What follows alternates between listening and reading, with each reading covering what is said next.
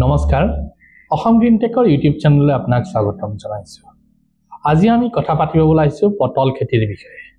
তাৰ বাবে আমি আহি ওলাইছোহি ঠেলামৰা অঞ্চলৰ এজন উদীয়মান কৃষক চন্দন দাসৰ ওচৰলৈ। ঠেলামৰা পাৰ হৈ বেলশ্ৰী নদীৰ কাষৰ এখন ধুনীয়া গাঁও। এই গাঁওখনতে আছে শ্ৰীমান চন্দন দাসৰ ঘৰ।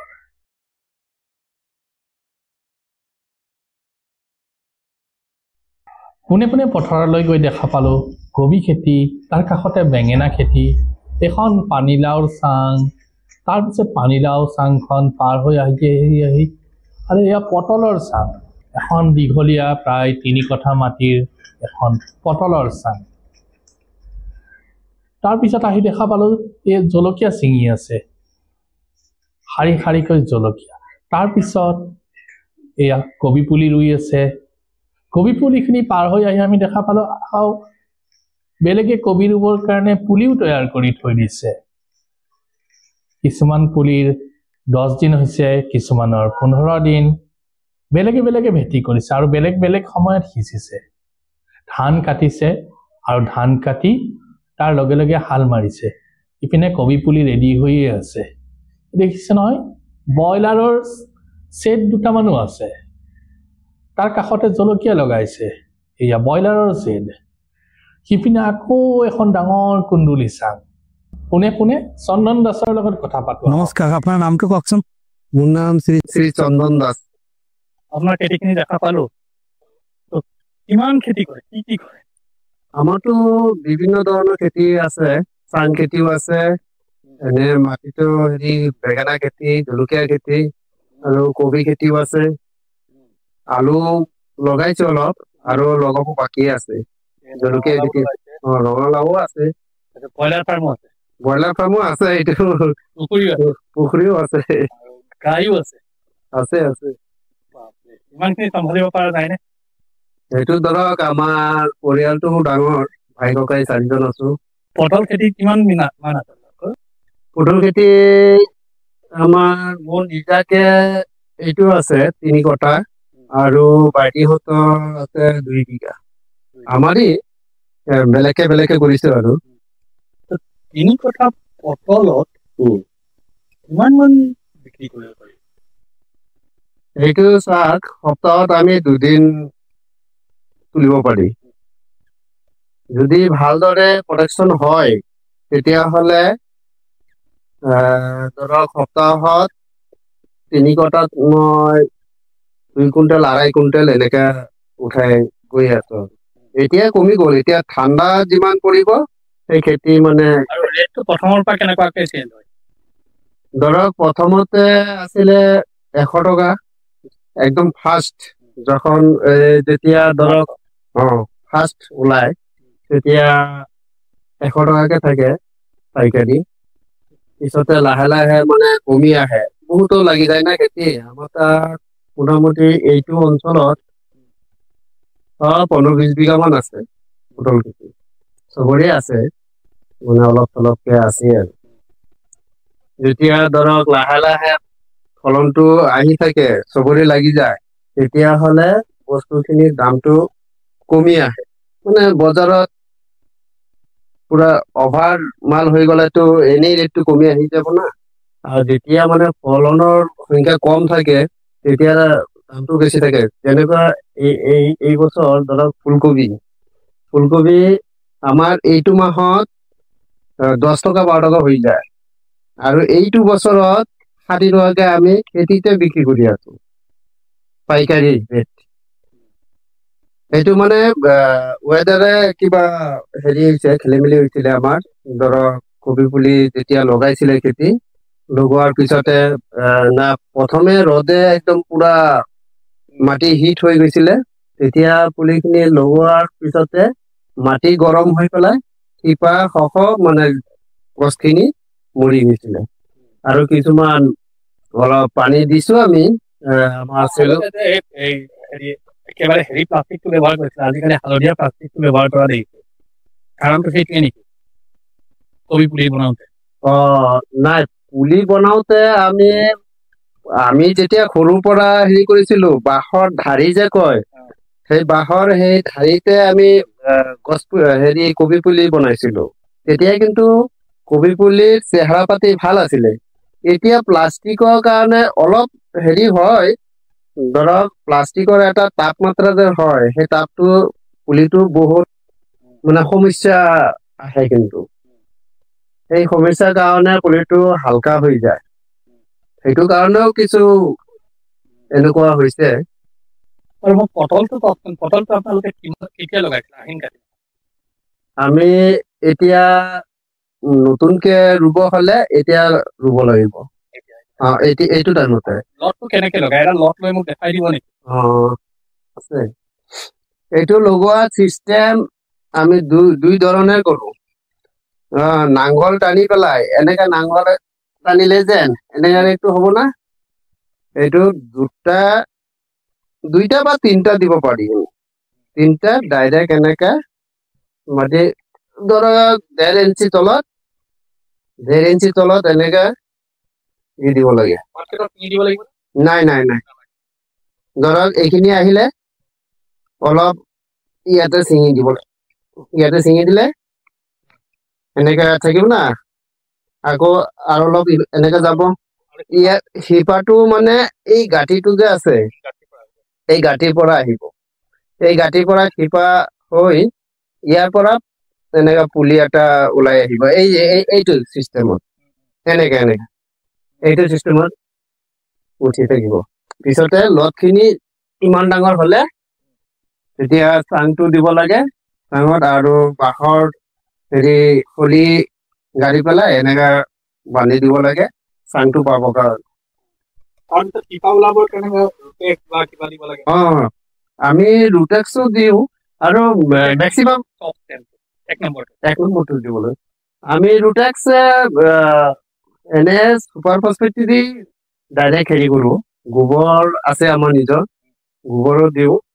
সেইখিনি বস্তু দি পেলাই মাটিটো মানে চহাব লাগে একদম ধুনীয়াকে, একদম পুৰা মানে গুটি গুটি বেছি থাকিলে যে। আহিন কাতি মাহত লগোৱাৰ পিছত যেতিয়া প্ৰথম যেতিয়া হেৰি আহিব, একেবাৰে জানুৱাৰী ফেব্ৰুৱাৰীতে প্ৰথম পুলি হেৰি ওলাব, এই মাহমানটো কি এনেকেই থাকিব? এনেকে ঘাঁহ বন গজি গলে আকৌ নিৰণি কৰিব লাগিব। নিৰণি কৰি পেলাই পিছতে ধৰক এনেকা গছটো যেতিয়া হেৰিটো উঠি যাব চাঙত, তেতিয়া মাটি জপাব লাগিব। কোৰ দি এনেকে চুচি পেলাই ধৰক এইটো চাইডত আছে এটা এনেকে চুচি পেলাই এনেকে প্লেন বনাব লাগিব। মাটিটো এইটো গছত দি দিব লাগিব। দিয়াৰ পিছতে পানী দিব লাগিব। পানী ধৰক যদি মাটি বেছি হিট হৈ আছে, পানী অলপ দি পেলাই 15 দিন বা এসপ্তাহ বা 15 দিনৰ মাজতে আৰু এবাৰ পানী দি দিব লাগে। তেতিয়াহলে গছটো যে সুসম্পূৰ্ণভাৱে মানে ওপৰত একদম পুৰা লত পতা মিলি যায়। কিমান দূৰে দূৰে? সেইটোতো এই আমাৰ চিষ্টেম আছে 5 ফুট মান দিব লাগে।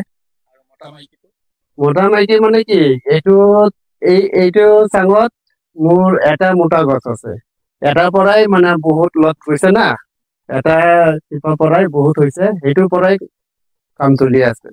কিন্তু মাইকী গছ গোটেইখিনি থাকিলেও মোটা গছ এটা বা দুটা লাগেই, নহলে প্ৰটেকশ্যন নহবই, পটলৰ প্ৰটেকশ্যন নহব। আৰু এনেই মানুহে কয় যে মতা গছটো বেছি যত্ন ল'ব লাগে।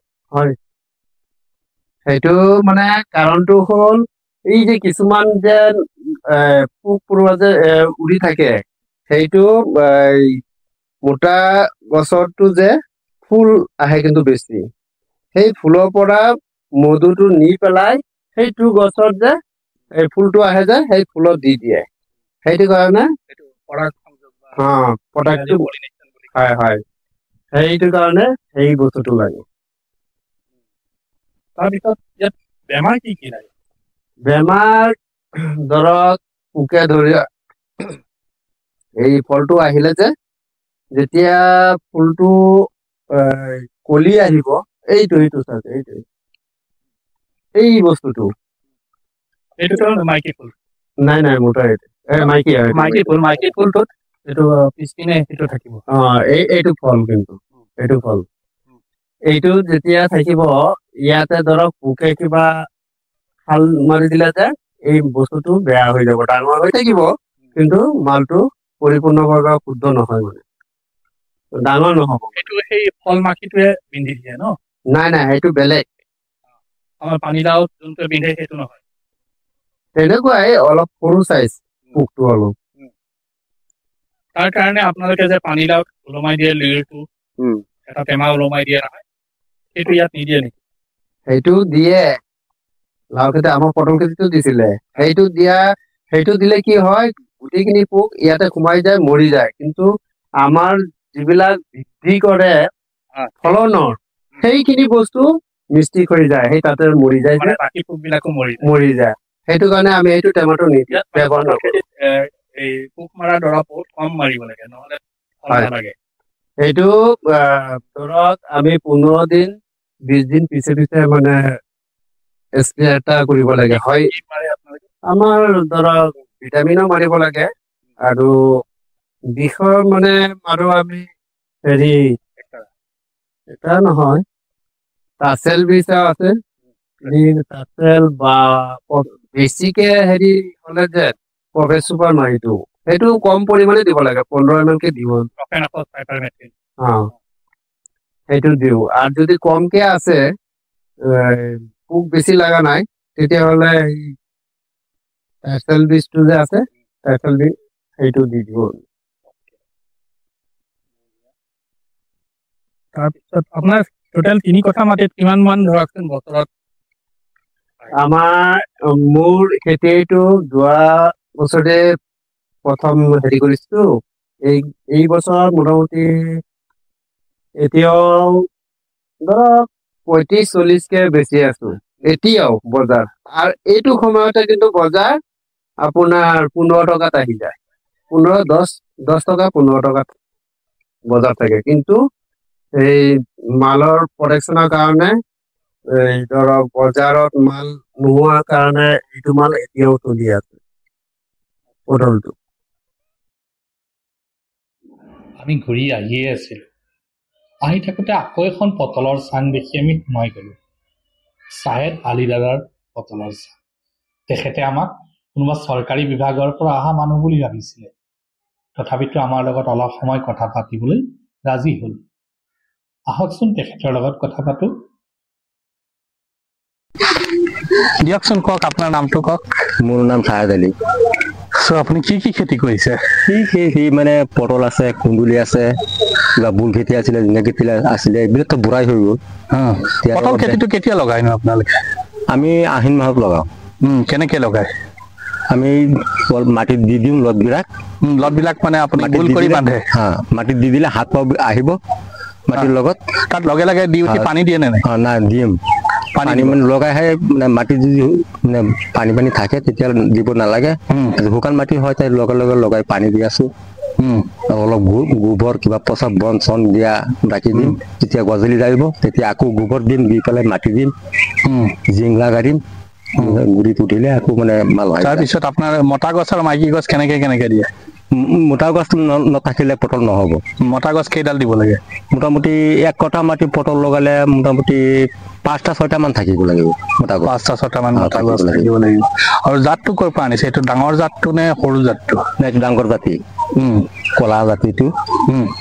এইটো আমি আনিছিলো এই ঠেলামাৰাৰ পৰা, এজনৰ মানে ফাৰ্ষ্ট আনিছিলে বচলাৰ পৰা, তাত মানে তাৰ পৰা কিনি আনিছো আমি। অকে। আৰু লতটো যে আপোনালোকে লগাই, সেই লতটো লগাওঁতে গোলকে বান্ধি ল'ব লাগে, হয় নে নহয়? নহয়, পটলৰ লতটো যে মানে তেনেকুৱা বলি চলি বান্ধিব লাগে। এটা কুন্দুলিৰ লত লৈ পেলাই দেখাই দিব নেকি? কুন্দুলিৰ লত লৈ মানে দেখাই দিব পাৰিম। পটলৰটো তেনেকুৱা আমি লগাই থাকো। এনেকে তাৰপিছত আগটো ওলাই থাকিব লাগে নে?